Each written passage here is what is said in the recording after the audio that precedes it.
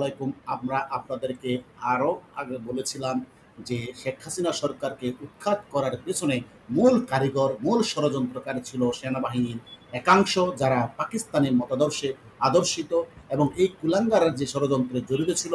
এখন যুবদলের এক নেতা তা প্রকাশ করে দিল। আমরা সেই তার কথা মুখ থেকে একটু শুনি। আমাকে 3 তারিখ রাতে 2 তারিখ রাতে 1 তারিখ রাতে সেনাবাহিনীর ব্রিগেডিয়ার জেনারেল এই টাইপের এখান থেকে ফোন দিত যে আমি ব্রিগেডিয়ার জেনারেল বলতেছি, মিরাজ সাহেব আপনি তো মিরপুর 10 নম্বর অবস্থান করতেছেন, তা আপনি পারফরমেন্স ভালো, আপনাদের সাথে আমরা আছি, আপনারা কোনোভাবেই পিছপা হবেন না, আমরা মাঠে থাকবো, আমরা আপনাদেরকে গুলি করব না, মাঠে থাকবো, পিছপা হবেন না, আপনারা আপনি যেভাবে আছেন ওইভাবে থাকবেন। কোনো একটা জিনিস দেখেন, এইবার এই ঘটনার সাথে তার বক্তব্যের সাথে মিলে যাচ্ছে সেদিনের ঘটনা। আপনারা দেখেছেন 4 তারিখে যখন মিরপুর 10 নম্বর গোলচত্বরে নিখিলের নেতৃত্বে আওয়ামী লীগের লোকজন সেখানে মিরপুর দখল করে, তখন কিন্তু সেনাবাহিনী গুলি করে তাদেরকে ছত্রভঙ্গ করে দেয়। তখনই আমরা বুঝেছিলাম সেনাবাহিনী বিক্রি হয়ে গেছে আমেরিকার কাছে।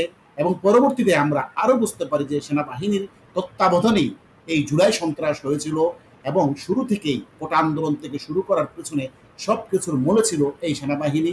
শুধু সেনাবাহিনীর একাংশ না, এর সাথে অবসরপ্রাপ্ত ইকবাল করিম ভূঁইয়া সহ আর অনেক কুচক্রী মহল ষড়যন্ত্র করে একটা বৈধ সরকারকে উৎখাত করে লর্ড ক্লাইভের হাতে দেশটা তুলে দিয়ে আজকে দেশটাকে গার্বেজ বানিয়ে ফেলেছে। এবং আস্তে আস্তে এইসব ষড়যন্ত্র প্রকাশ হচ্ছে একের পর এক, আন্তর্জাতিক গণমাধ্যম থেকে শুরু করে এখন যারা ষড়যন্ত্রে জড়িত ছিল তারাই স্বীকার করে নিচ্ছে। তাদের মধ্যে এই অন্যতম ছাত্র দলের নেতা, তার মুখে আরেকটু শুনি। কোনোভাবেই না পিছপা হওয়া যাবে না। তো এই আননোন নম্বর থেকে ফোন আসতে প্রতিদিনই 3-4 তারিখ পর্যন্ত ফোন আসছে। এই 4 তারিখ শেষ হওয়ার পর 5 তারিখ যখন সকালবেলা যে আজকে হয়তো স্বৈরাচারী শেখ হাসিনা পতন হইতে পারে, আমাদের আশা। 1 আগস্ট থেকে সেনাবাহিনীর উচ্চপদস্থ কর্মকর্তারা যোগাযোগ করতে শুরু করে আন্দোলনকারীদের সাথে। মার্চ অর্থাৎ এখানে একটা বিষয় স্পষ্ট লক্ষণীয়, সেনাবাহিনীও নিশ্চিত ছিল না এই সরকারকে উৎখাত করা যাবে না। এই জন্য তারা আসলে যখন নিশ্চিত হলো মোটামুটি 5 তারিখের পরে তারা কু করবে, তখনই তারা প্রকাশ্যে আসতে শুরু করে। আমরা দেখেছি সেদিন জঙ্গিদের কাঁধে নিয়ে সেনাবাহিনী কীভাবে উল্লাস করেছিল, এমনকি বঙ্গবন্ধুর মোরাল সহ ছবি ভাঙচুর করার পেছনে এই সেনাবাহিনী সব কিছু করেছে। কিন্তু পরবর্তীতে প্রমাণ যেগুলো পাওয়া যাচ্ছে আন্তর্জাতিক গণমাধ্যম থেকে শুরু করে প্রমাণ দিচ্ছে এই সেনাবাহিনী সেই দিন কোটা আন্দোলনের জন্য ছাত্রদেরকে প্রস্তুত করেছিল, সেটাই এখন একের পর এক প্রমাণ হয়ে যাচ্ছে। আমাদের সাথে যুক্ত আছে রাজনৈতিক বিশ্লেষক সাংবাদিক আদার হলাদার। আপনি এখন কি বলবেন এই যে ষড়যন্ত্রগুলো একের পর এক সামনে আসছে? আমরা আটটা শুনি, তারপর বলেন। ছাড়তে নিষেধ করতেন সেনা কর্মকর্তারা, অভয় দিতেন যে তারা আন্দোলনকারীদের কোনো রকম শোষণ করবে না, আন্দোলনকারীরা যাতে কোনো ক্রমেই মাঠ না ছাড়ে। আমাকে জনাব আতার হালদার, আপনি কি বলবেন? ধন্যবাদ।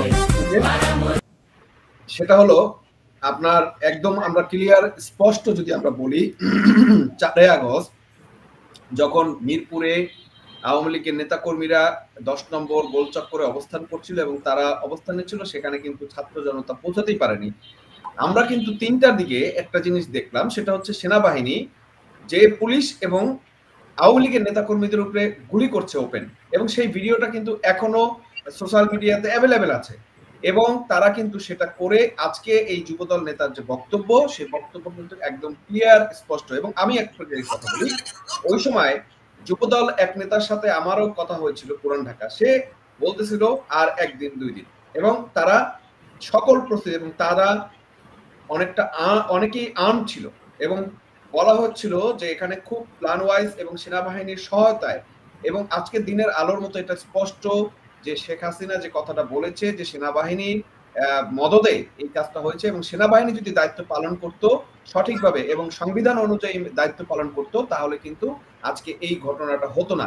এবং আপনারা দেখবেন খুব ন্যাক্কারজনক, এবং এইটাকে প্রতিস্থাপন করার জন্য তারা গণভবনে সাধারণ লোকদের ঢুকতে দিয়েছে, লুটপাট করতে দিয়েছে, সংসদ ভবনে ঢুকতে দিয়েছে, এবং বাংলাদেশের এবং পৃথিবীর ইতিহাসে এটা নজিরবিহীন। এবং বাংলাদেশ সেনাবাহিনীর এইটার জন্য কিন্তু টুডে আর টুমরো পে করতে হবে, সেটা আজ হোক অথবা কাল হোক।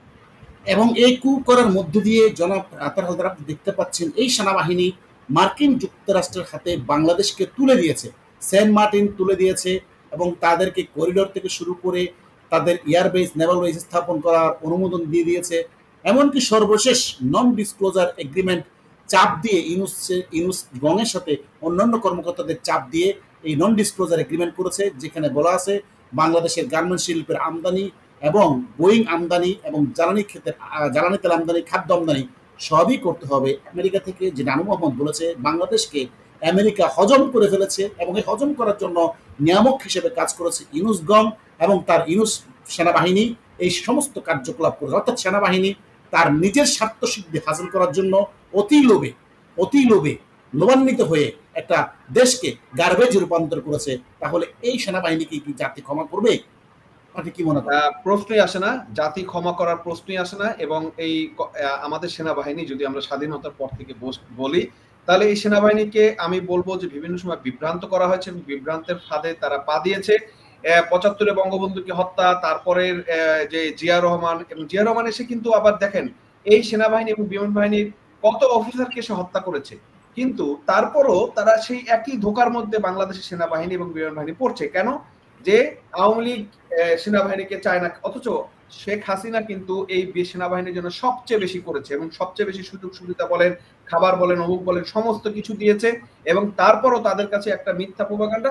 আসলে এটাও না, এটার ভিতরে কারণ হচ্ছে এই জামাত এবং বিএনপির যে সমর্থিত যে সেনা কর্মকর্তা রয়েছে, তারা ইউএসএইডি এবং তারেক রহমানের ফান্ড, এগুলোর বিনিময়ে তারা আসলে এই কাজটা করেছে এবং করে আজকে দেশটাকে কিন্তু একটা ধ্বংসের দ্বার প্রান্তে তারা নিয়ে গেছে। এবং এই বাংলাদেশ যে উন্নয়নশীল দেশ থেকে এখন আবার দরিদ্র নিম্ন আয়ের দেশের দিকে চলে যাচ্ছে এবং এই দেশটা যে ধ্বংস হচ্ছে, সেটার জন্য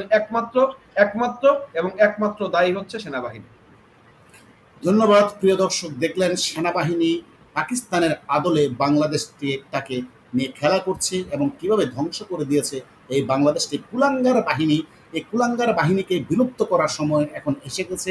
এদেরকে যদি বিলুপ্ত করা না হয়, বাংলাদেশ কোনোদিনও পাকিস্তানকে অতিক্রম করতে পারবে না, ধ্বংস থেকে ধ্বংসস্তূপে পরিণত হবে। এবং অলরেডি ইতিমধ্যে ইউনুস গং এবং তার মদতপুষ্ট সেনাবাহিনী দেশটাকে ধ্বংস করে ফেলেছে। আমি বলবো দেশপ্রেমিক যে সেনাবাহিনীর অংশটুকু আছে, অন্ততপক্ষে আপনারা রুখে দাঁড়ান, এই পাকিস্তানি প্রেতাত্রদেরকে এই দেশ থেকে বিতাড়িত করুন, এই দেশকে বাঁচান। না হলে এই দেশের ভবিষ্যৎ, আপনার প্রজন্ম থাকবে এই দেশে, আপনার আত্মীয় স্বজন দেশে থাকবে, তারা কেউ বাঁচতে পারবে না এই আগুনের লেলিহান শিকা থেকে। এই সেনাবাহিনী যদি এই ধরনের অত্যাচার করে যাচ্ছে একের পর এক, আজকে যাদের ট্যাক্সের পয়সা দিয়ে সেনাবাহিনী চলে, সেই ট্যাক্স দাতার মাথার উপরে সেনাবাহিনীর বোট জোড়া দিয়ে পারাচ্ছে, কতটা ভয়ঙ্কর, কতটা নির্মম, চিন্তা করলেই লোম শিহরিত হয়ে যায়। এই সেনাবাহিনীর কাজ কোন দেশের সেনাবাহিনী? এটা কি পাকিস্তানের প্রেতাত্মা? এটা কি পাকিস্তানের সেনাবাহিনী? তাহলে তার নিজের দেশের মানুষের উপরে এইভাবে গুলিবর্ষণ করবে, বোট দিয়ে পাড়া দিয়ে ধরবে, ভাবতে অবাক লাগে। ধন্যবাদ প্রিয় দর্শক, আবার কথা হবে অন্য কোনো বিষয় নিয়ে।